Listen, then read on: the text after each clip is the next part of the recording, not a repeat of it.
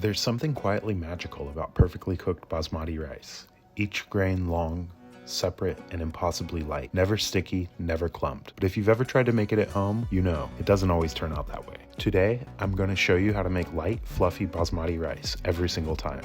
And there's one simple secret, easy to miss, that will make your rice not just good, but incredibly fragrant.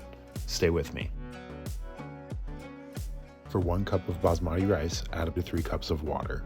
Place the pot on high heat and add a few drops of oil to the water. This will help prevent it from boiling over as much as it otherwise would. We'll start with 1 cup of basmati rice. You want to use a good quality aged basmati if you can. It makes a difference in both texture and aroma. Now here's the first step most people rush, but it matters. Rinse the rice under cold water. Gently swirl it with your fingers. You'll notice the water turns cloudy. That's excess starch. Keep rinsing until the water runs mostly clear.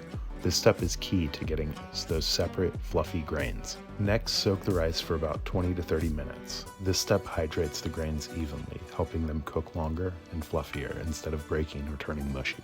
Once soaked, drain the rice completely. No extra water clinging on. Now add the drained rice. Give it a gentle stir just once to separate the grains and let it come back to a simmer. Now for my rice, here's my secret. I add about 3 cardamom pods, 1 cinnamon stick, 3 cloves, 1 bay leaf, and maybe a couple peppercorns. This adds a wonderful fragrance to the rice that just makes it different in an amazing way. Once it's simmering, reduce the heat to low and cover it with a tight-fitting lid. This will also be the point at which you'll add in your spices. Now this part requires some patience. Don't lift the lid, don't stir. Let it cook undisturbed for about 12 to 15 minutes. And there you have it, guys. There is some light, fluffy basmati rice.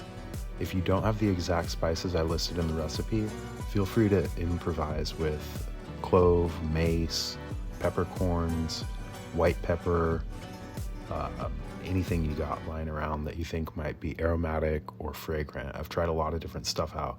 I use star anise in this one, but you know, I use a lot of different stuff all the time. Good luck and drop a comment. Let me know how you like it. Thanks for watching. See you next time. Here I am putting my zucchini sabzi on my basmati rice this time. If you want the recipe for that, you can find a link in the description. And tasting it out, it all came out really good. I wish you guys could smell through YouTube because the smells are just amazing.